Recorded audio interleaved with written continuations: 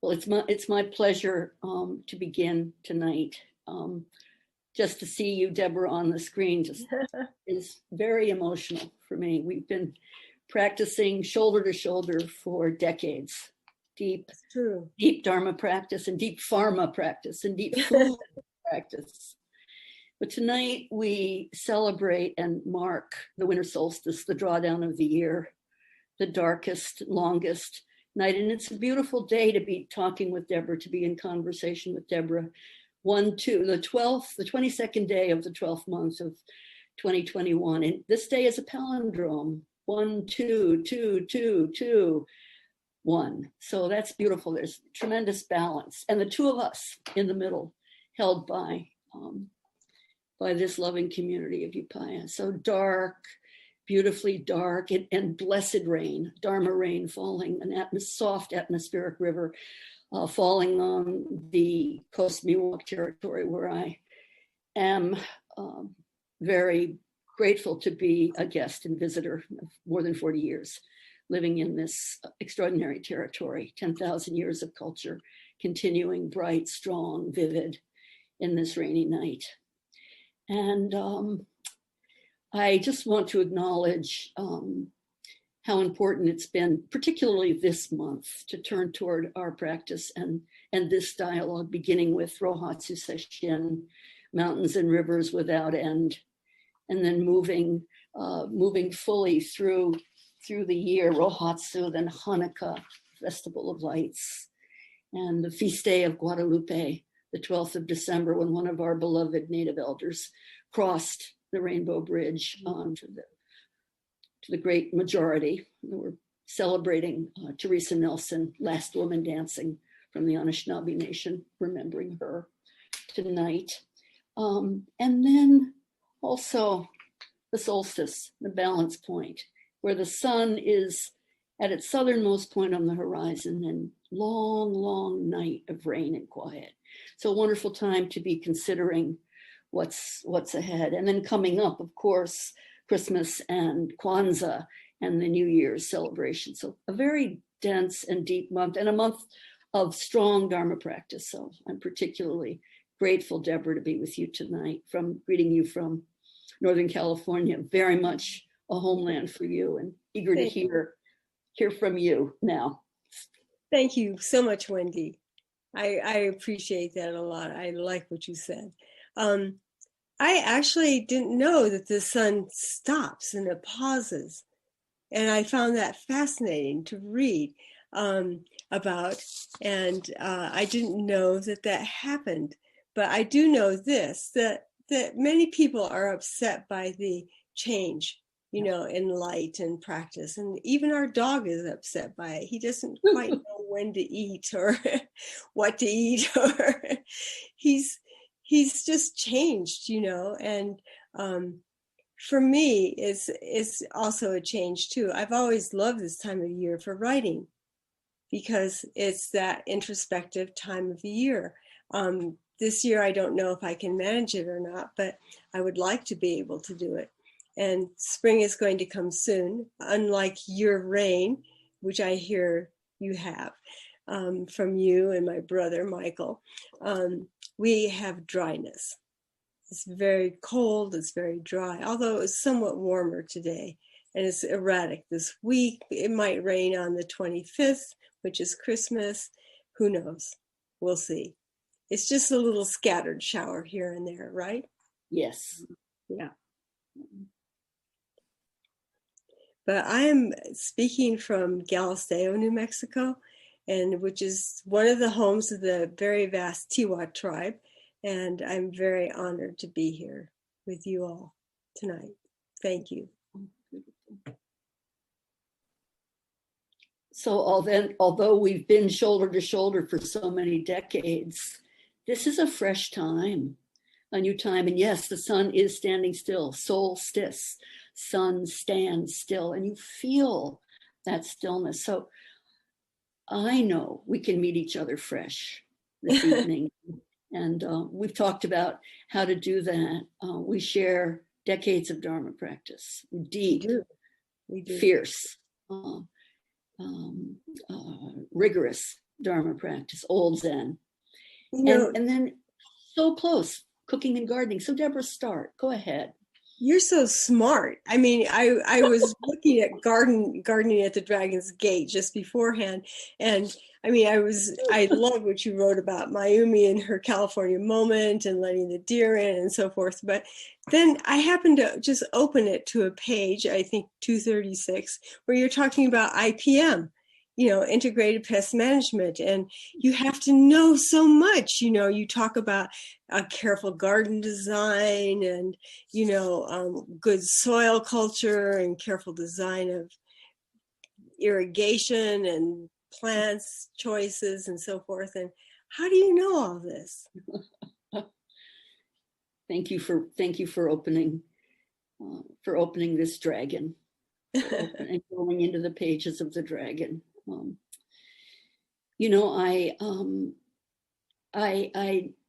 I know a little bit, but I'm most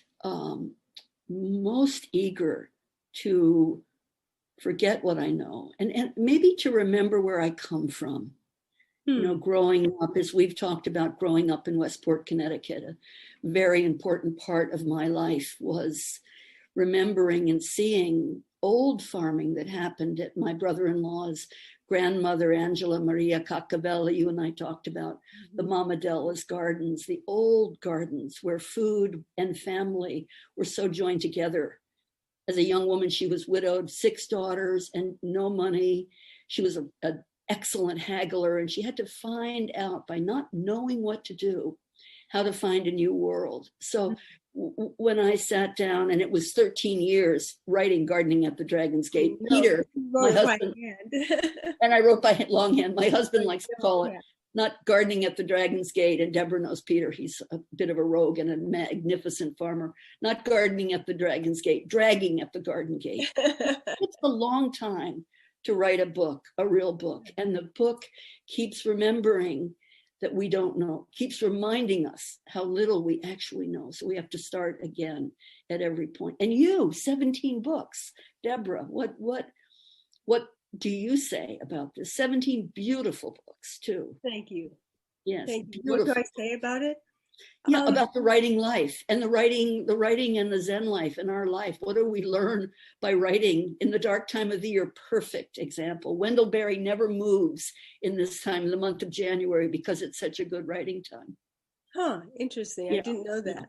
Yeah. I didn't know that. Yeah. I know this is the time to write for me because I like to be in the garden in the summer, as do you probably. Yeah. Yes. Only all the time, I can imagine, is how it is for you. But yes, I like the writing life and I like working with words and doing all that. But I also found when I had a fellowship in a place once, Hedgebrook, that I couldn't stand to do it all day long, And lots of people say you just have to put Scotch tape on your bottom and sit on your chair and don't move, don't get up. But I had to get up. I had to go out and pick huckleberries or take a walk or something. I can't do it all the time. I have to do something else too with my hands, is what I find.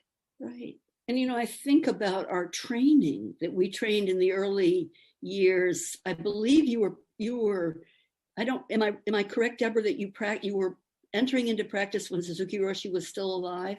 Oh yes. Yeah, that is well, you'll say a little bit about that, but in our practice life, we focused and practiced very hard and full on, but also with some transition, sitting and walking and eating and just having a full rhythm of practice. But anyway, remind us about those early years and your connection with food in those early years, because I will. I started out as a new student, running the kitchen, and we weren't supposed to, nowadays, it's supposed to be an older student a Roshi, someone who's really wise runs the kitchen, not a brand new student of a year or less.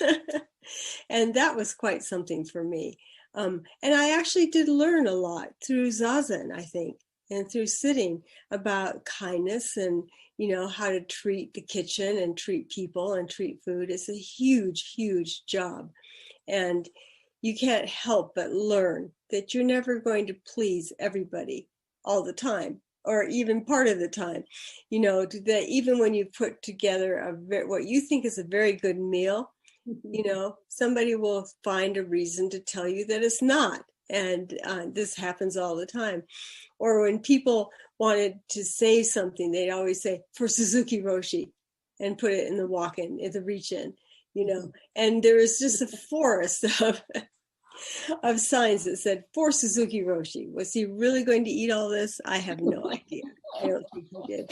But I had to really hesitate before I cleaned it out and threw all these desserts and things away.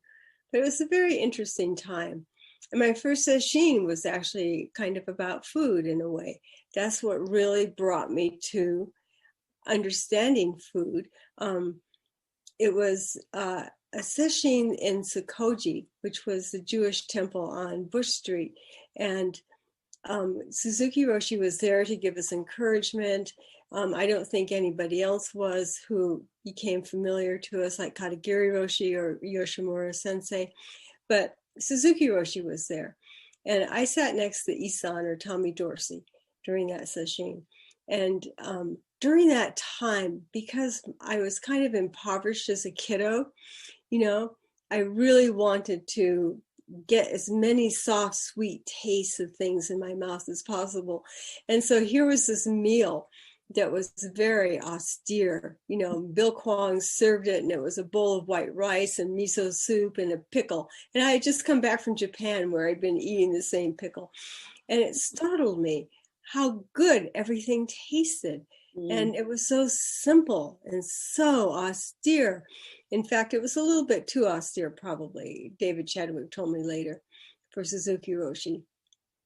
And when he would take Suzuki Roshi up to lecture someplace after one of these austere breakfasts, they'd go out and have a real breakfast, potatoes and eggs and I don't know what else. But anyway, to me, it was life-changing to come to this. I love, love, love the way you describe In an Onion in My Pocket, that breakfast and that session. Oh, and your practice with Soja and Mel Weitzman, who crossed the Great Divide this year also. So just remembering where we come from and the incredible gift of our early practice. It wasn't always a gift. It was pretty challenging sometimes, but I would look back as a gift. It was hard. In fact, I wanted to ask you something, because I remember that you had a very hard time working in the kitchen. I did. And I think any gardener probably would. And you were certainly no exception. And so how did this practice help you deal with that, if it did at all? That is such a great question. I remember beginning my practice 2 years in 1972 at Tassajara Zen Mountain Center, going down deep into and as a complete beginner to Zen Center and to Soto Zen practice, but traveling in from Jerusalem, Israel, where I had actually begun practice. So applying and then immediately going to Tassajara, 2 intense and extraordinary years there. And I worked a little bit in the kitchen, but not much. Mostly I worked in the garden, and we grew a plethora of tomatoes and eggplants. And in the end of the growing season in the autumn, Peter and I left Tassajara to go to Green Gulch, and I was assigned to work in the kitchen. And one of the first things that happened to me in the kitchen, first of all, it was so strange being in this new place and not really knowing much about cooking at all. And we brought the boxes of vegetables came up from Tassajara in a beautiful box of fresh eggplants and tomatoes. This was about 3.5 months into my tenure in the kitchen, working with Lynn Hesselbark, for those of us who know. And Lynn and I were in the kitchen, and I opened this basket of vegetables and saw the fruit of our practice at Tassajara, and just crashed down on my knees and wept dramatically on the poor eggplants and tomatoes until I could not stop weeping. They were speaking in tongues red and purple tongues to me and reminding me that we were made of each other and the heat of Tassajara. And I did not want to cut, cook, or eat them. It was so vivid. Soon thereafter, I was sent directly to the garden. And for most of our tenure, our 25 years at Green Gulch, I had the deep, unusual pleasure of staying and working in the garden with a few forays into other parts, as you were assigned to the kitchen early on. And it was hard to extricate ourselves from that practice. But I'm incredibly grateful for for growing the food and also for that brief time in the kitchen and with you and Annie and the great cooks of Zen Center, San Francisco Zen Center, the honest, great, beautiful cooks. Isan making a big pot of cereal at Jamesburg, right outside of Tassajara. Stir the cereal, taking a taste and saying, better put another stick of butter in for the kids, and dropping a big long stick of butter into the hot oatmeal. No wonder we loved Isan's breakfast. They were so delicious. But our training was vivid and so elemental and fundamental and deep. And I remember the practice. I remember the practice elements. I remember the altar at Tassajara, where every morning the wake-up bell would be rung through the kitchen to wake up the kitchen spirits at Tassajara, and then traveled all around the monastery. And I remember the pots of food coming in. So I have a deep reverence for the kitchen, but a yearning, an animal yearning for the garden. Interesting. And then, and we sat like great redwood trees too, maybe young redwood trees, sapling redwood trees, moving a little bit in the center. We sat long and hard. And so food was such a gift, as was work, right? Mm-hmm. It was. Early, yeah. It was all a gift. Yeah. Working was a gift. Right. We don't get to do that so much as we get older, or I think in this time, people don't get to work in that way. Right. We did, and we worked very, very hard.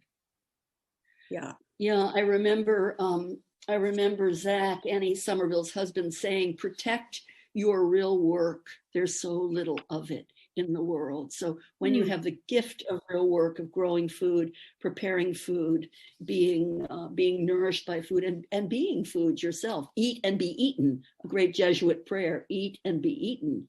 And I felt that continuum, really working with you and practicing together, and I remember our long walks through the Green Gulch garden when you were so exhausted from working at Green's restaurant beyond the clock, and there wasn't a single idea in your bright and vivid mind until we would walk together through the garden and you would taste a black currant and kind of scrunch up your face and then find all the flavors, have them explode, and have an idea of what might be a meal that I exaggerated and said there were plenty of black currants when there were actually about 2 baskets, not enough for this restaurant.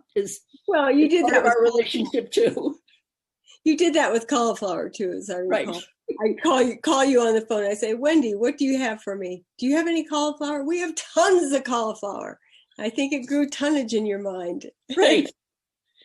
But Deborah, I remember the very beginning of our training and how the diet changed as we grew up together and became more, anyway, say something about that, the trajectory of cooking. Enough from me. Let's hear from them. I would be happy to try to say something. Good. I think I probably am at fault here in some ways, but when I started, I inherited a kitchen that was macrobiotic.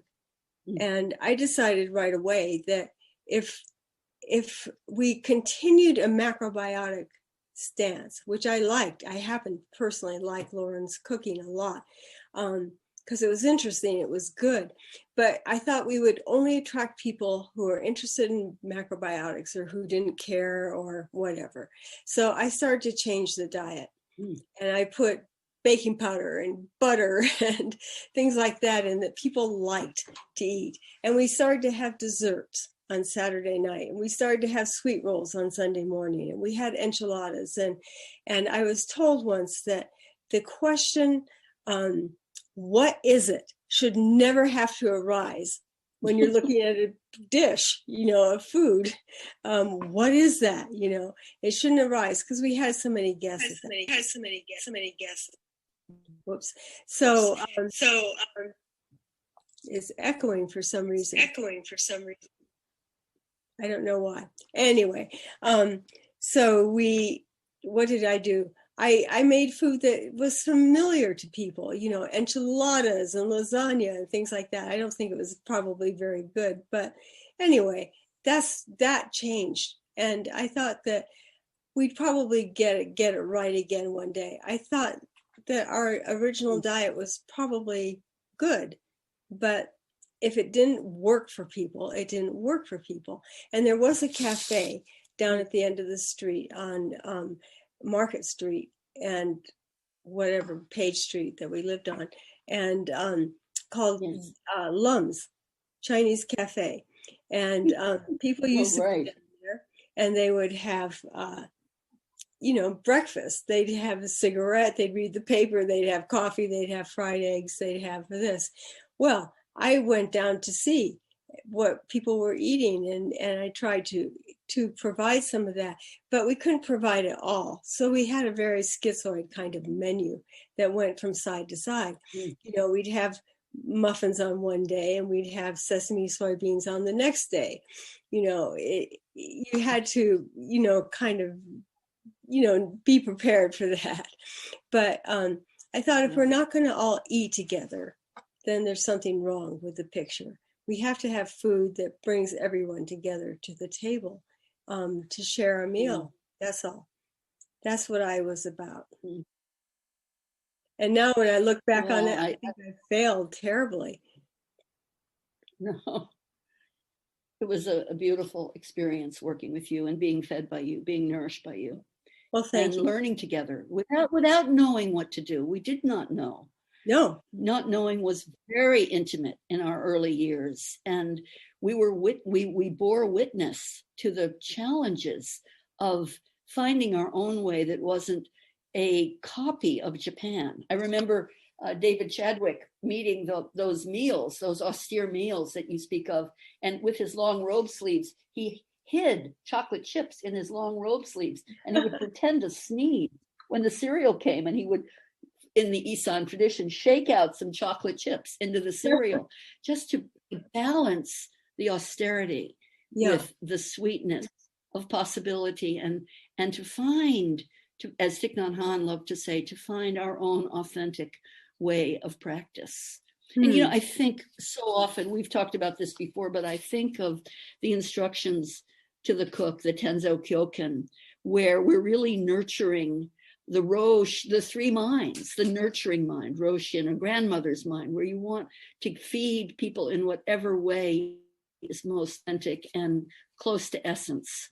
And then Kishin, or the joyful mind of celebrating the ingredients and the opportunity of ingredients while recognizing that many beings are hungry and not receiving these. And then making a pledge to do something about it. Suzuki Roshi walking through the marketplace and harvesting the oldest turnips, lest they be forgotten and neglected, so that they could be the base of a soup. The rescuing the broken, all the lonely and the left behind. So the Kishin, the bright, joyful mind, made of that kind of commitment. And then Daishin, the great, magnanimous mind. And the text is so beautiful when it talks about from a single leaf of cabbage.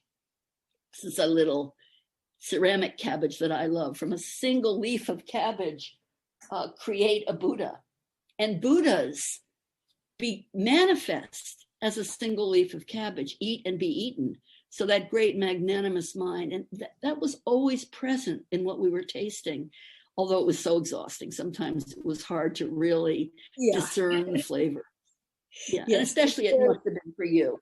It must have been for you. Yeah, it was extremely tiring. It was very frustrating. It was very, very difficult, both at Greens. I mean, at Greens maybe less so in a way, because you had to get it done no matter what. But it was always very hard. I wanted to ask you, Wendy, can you reflect upon what remains from your training and devotion? and how. Okay, But first, I want to acknowledge you from 2007, when New York Times writer wrote, Greens is the restaurant that brings. Greens is the restaurant. I'm going to put it in the present tense. Greens is the restaurant that brings vegetarian cooking out from sprout-infested health food stores and establishes it as authentic cuisine in America. And that really is from your work and your training. I want to just acknowledge you, Deborah, and your work and practice and writing. And for me, I'm so grateful to have had the opportunity to practice secretly, working within as a Dharma student in the farm, and to actually grow beautiful food, those single leaves of cabbage, and to listen to the song sung by the night sky meeting the cold vegetables in the field, and to spend all those years, decades, in my training life was in the farm, and that continues to this day. So, in the work that I'm doing right now I feel it's a very much a continuation of Zen training, and the authentic, vivacious verve of Zen training, and the mystery of working with the living ground, the bottomless ground, as Suzuki Roshi used to say. And you taste, he said, people talk about food coming out of the refrigerator, but what about the bottomless ground that's underneath everything we eat, everything we taste? Can we actually taste that bottomless ground, the rain, the wind, earth, air, water, fire, and space in a single meal? So I feel the continuity of my practice, and the exhaustion. I can't dig like I used to do, thank heavens for the soil and for me. In fact, I have a pretty sore knee from hammering down and digging for so many years. But I'm proud of my battered body. Not proud. I stand by my body and mind. For decades, close to 50 years, Kigaku, close to 50 years of Zen training and practice, daily practice. Not sitting in the hardcore way that we sat for so many years, but sitting down and settling the self, as Katagiri Roshi used to love to say, settling the self on the self, and letting the force of your life flower bloom. Let the force of your life flower bloom in whatever way it can. So I'm really grateful for that. And I want to hear, right back at you, Deborah. How about what's strong in you from those training years? And I do not speak of your training in the past, present. I don't think of you as a past recovered or moved on Zen Center. 18, more like 20 years of hardcore, inventive, fundamental practice. So how has that influenced your life and writing and being? I'm not sure how it's influenced my writing, but I do know this, that what I've taken away from Zen Center in that practice is the opposite of what was there, which was not always very kind or very generous. And that's what I've come to focus on, is kindness about food and generosity with everything, especially food, because our practice was so hard and it was so narrow. In fact, Patrick, my husband today, who was at Tassajara a couple of times, delivered a diatribe last night at dinner about what it was like, and it's true. I mean, it's very, very different now. And the people I've met are lovely, and both at Upaya and at Zen Center when I've been out there, but I haven't been for a long time. Yeah, for sure. But how it influenced my writing, I don't really know, except that this is true, that I've always been an early riser. My birthday is on the summer solstice. And yes, it is. I know. So, and it just occurred to me when I started living in New Mexico that, oh my gosh, I may be born on the longest day, but then it's getting shorter from that point on. So I was very happy today that it was getting longer. Yeah. That I knew it was getting longer. Beautiful. But yeah. Behind me on my family altar here this beautiful painting by Mayumi of a cabbage in honor of the Buddha. I don't know if it's actually visible. Oh, too bad it isn't so much. But there's a beautiful purple cabbage on the wall behind one of her studies, her original studies, and also your book, Local Flavors and Vegetable Literacy. And I think how much I love and have benefited from those two books, and your work supporting local farmers and growers and the taste of food. So I know we sent to Kigaku some pictures of our current work. So can you say just a bit about what you're involved in now? I mean, incredible preservation of the ancient grains and native corn, Campo Restaurant in Albuquerque, the beautiful story you told me about the farmer meeting the amaranth on the pathway. Just tell a little bit, and if we can see, I actually got these grains from the field at Green Gulch to bring and hold up tonight. Aren't they beautiful? Yes, blue grass. A beautiful bluegrass, I'm not sure, sorry, my bad, but this we grew as a cover crop, but actually, because there was so little water this year, it went into full heads of grain. So I think they're grinding some of it up. It's a kind of, not wheat, but I think rye. I love rye plant. I know. And each rye plant has, a single plant, this diagnosed in Germany, a single rye plant has 5,000 miles of roots. I'm probably wrong, maybe 500 miles of roots from a single plant, all those fibrous roots to open the soil and bring life to the ground. But what about it? What are you most interested in right now? I'm very involved with grain right now. And as you mentioned, I'm working with a group of people we call ourselves the Rio Grande Grain Team. And there are only about 5 of us, really. And what we've been doing for the past few years is growing out trials of grain, maybe 60 trials to try to get enough grain to return to the source of where we get it from. And also, of course, it multiplies quite a bit. And to be able to offer something. We're not farmers. We don't want to be farmers. We keep telling our farmer, that we're not farmers and we don't want to be that. But what we want to do is realize this grain and make it available to people, if possible, who are interested in growing it and having it. And we all have mills and we bake and, and we discover tastes and it's that bread you baked, the bread you told me out of red. What was it? Red, some delicious grain that you baked. Oh, it sounded so good. And Patrick, I'm sure, appreciated that with maybe a little butter on it. Oh yeah, butter's fine. It's a good food. But we grew a lot of things, including kamut or Khorasan wheat, which comes. A lot of wheats have black heads as well as white heads, and Ethiopian wheat, and they're incredible grains, beautiful grains. Yeah, and the blue Tibetan barley, that's gorgeous. It's barley, but it has a very, very tough little blue grain. What else did we grow?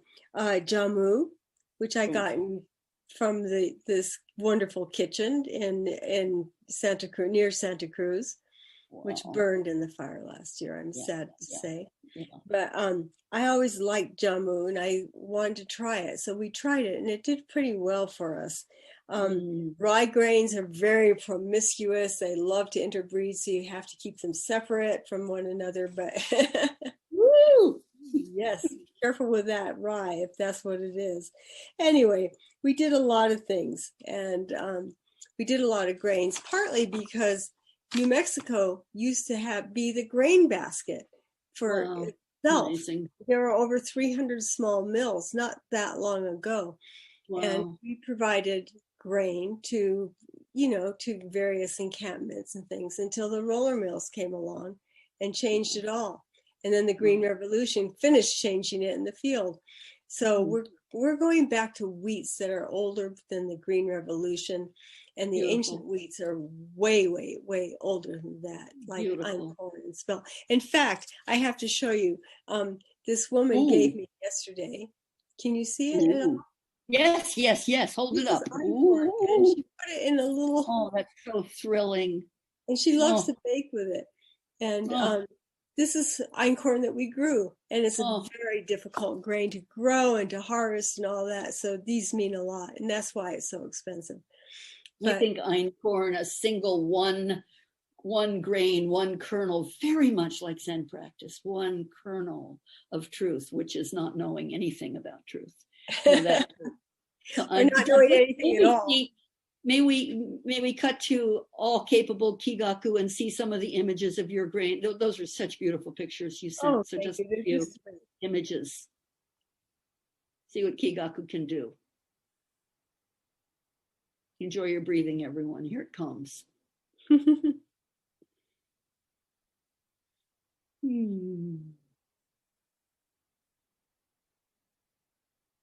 Hello, Kigaku. Earth to Kigaku. Yes, are you ready for the images? For the grain. For the grain. Yeah, let's see the Deborah's slides. Are so, okay, so this Deborah. is we did this. This was a couple of years ago, and this was a wonderful field that was very, very rich. And you can see the rye; it's taller than everything else. And I know the einkorn was in here, and we grew it all. It was wonderful. And what else do you have, Kigaku? The next image, please. Okay, it's just some wheat. You know, it's beautiful. Fortunately, we're in love with it. And the last image was the field that we did last year. And this field was not at all well prepared. It didn't have real rich soil. Still, some things did manage to grow. And we did a no-till kind of planting, which was very, very hard on this irregular land. So we had big gaps in it. So Wendy, tell me what you're doing. Well, you know, we can look at some images. So if we keep rolling, because Kigaku's got it up. So I've been working with this incredible group. This is the Cultural Conservancy.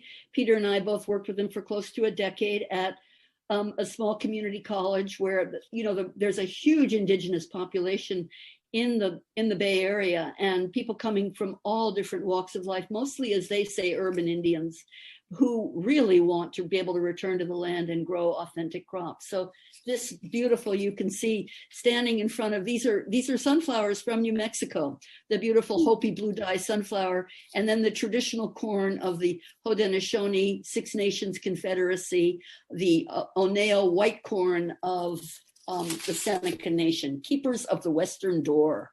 So you're going to see in a minute, you'll see a picture of Ben holding up the corn. Blackfeet Ben, let's go. There he is. Look at how gorgeous that 8-row traditional flint corn. And then we move on. Let's move on to some other images, just a few.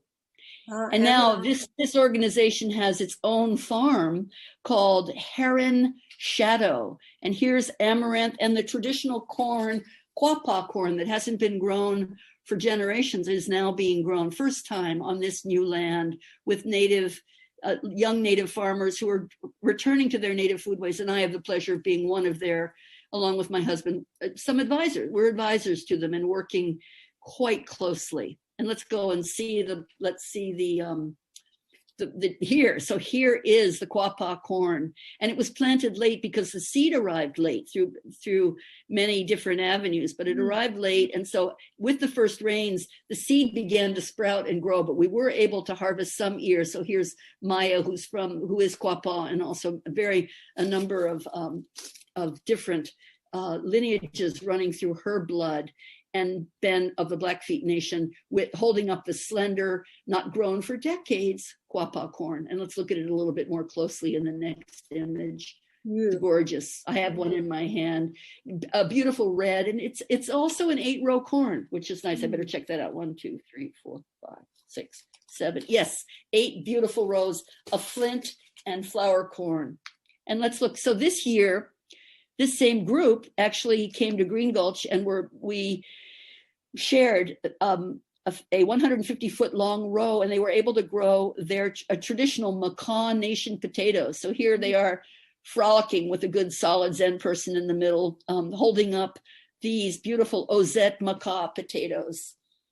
They're very good Zen people. So let's see. Let's look at Deb. Look at them. Aren't they amazing? A whack feeling from the. This is a potato that did not cross to Europe, directly from South America to North America to the Macaw Nation, and they only had a very little bit. So it was so beautiful to be able to work with them at Zen Center in the field. We came in with about 10 pounds of potatoes, and the harvest was close to 250 pounds, all of which was returned to the native community for passing on.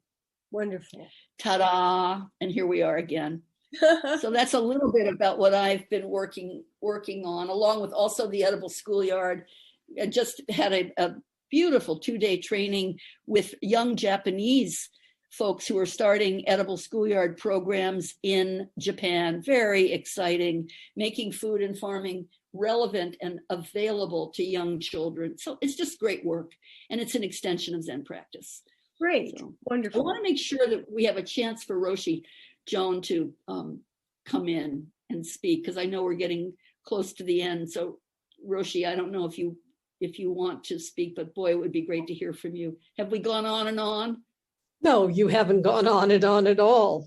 As a matter of fact, I think we're just turning the earth in this first conversation between you and Deborah. But I also want to acknowledge what you brought to Upaya in the Three Sisters Garden. And Deborah and I pulled weeds this summer. You know, the pandemic was on. We're all, socially distant, but we had this wonderful community meeting where 30 or 40 people came together and prepared the soil for planting beans, corn, and squash. And it was tended by our community, including Sarah Stutsky, whom you might have met a little bit online. The garden just, even with the conditions of drought in the Southwest, the garden flourished. And, I think it flourished for a number of reasons. One was so much love was put into the soil. Right. And I think that is really the ground of our practice. That is really the point. We have to be willing to, put our lives in a certain way onto the earth and then go into the earth and be turned by the earth as we turn the earth.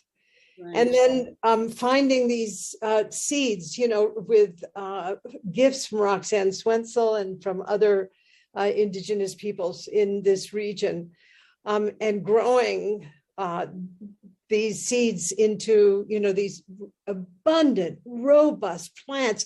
I walked into the cornfield part of the field, and, I practically was strangled by the corn. I was like lost in the embrace of this, magnificent corn. So it was just beautiful. And beans and squash, and we will be eating that squash. Oh, there I am. Oh, here we go. Let's look. Good work, Kigaku. Right. Corn is a grain, it's grass, yes. So, I want to just acknowledge first that Deborah and I sort of know each other from, the Zen world, but came to know each other really by weed pulling summer in June. And then, Wendy, all you have brought to Upaya, and you'll be bringing in January for winter practice. Indeed. I am coming. Yes. Yes, I am coming to you to be in person and for the winter practice period. And we're going to go right into the jewel mirror and reflect back our gratitude and love in these incredible times. More than 5.5 million people dead from this virus now, and we practice worldwide. And we are practicing not as if to say, we're practicing because our collective head is on fire. And when we ground back and return to authentic food and authentic practice and the love that keeps us alive and strong and growing. It's such a gift to be able to practice at Upaya Zen Center with all of you and with, and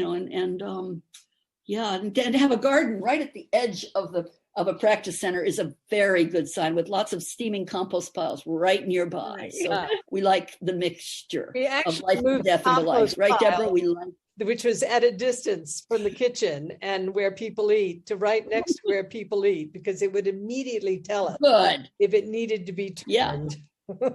Right. Eat and be eaten. That's it. Yeah. Yeah. Well, my dear sisters, I thank you both so much for everything you've brought to this practice through your interconnected work as a farmer and a master cook. And also that you have this connection with Upaya, which is a connection of the heart. I think, Deborah, what you said about Zen and the transformation of Zen in this country in certain quarters, bringing kindness and care forward in all our relations was really important for all of us to hear tonight as well. Yeah, I agree. Thank you very much, everyone, for inviting us and for this opportunity to be together. Feel so intimate, joyful, pure, eternal, and mysterious, our connection. Thank you. So thank you.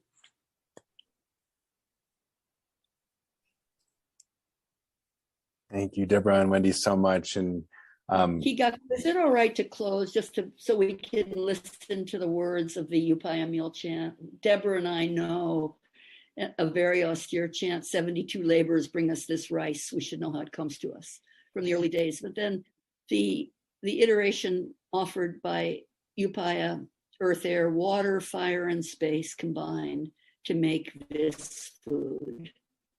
Numberless beings give their life and labor that we may eat. May we be nourished, that we may nourish life. So grateful for our ongoing practice, for the mystery and the love and the kindness. Thank you, Wendy. Yes. Are you saying you want to hear us chant it, or you just No, I just wanted to speak it, and let's hear the beautiful resonance. The 4 vows. Beings are. Yeah, we want to hear. Wonderful. Thank you. Thank you. Yeah.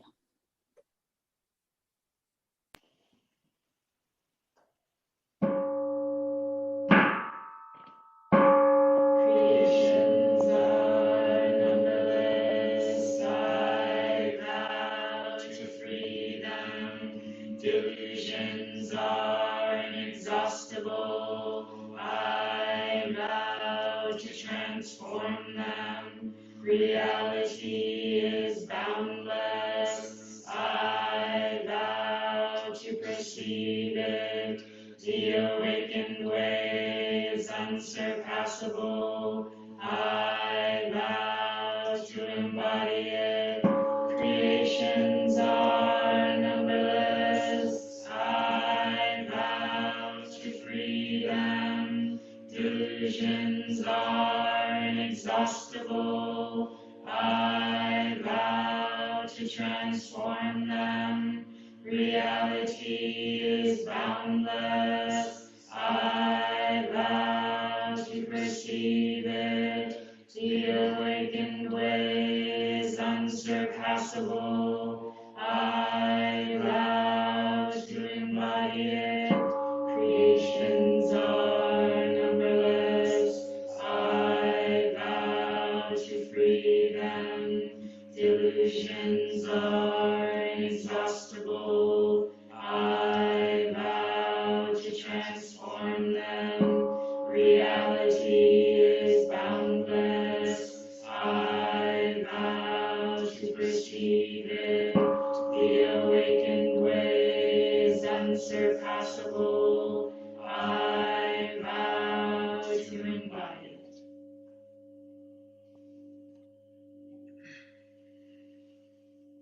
Thank you, residents. Thank you, Upaya community, and Deborah and dear Wendy.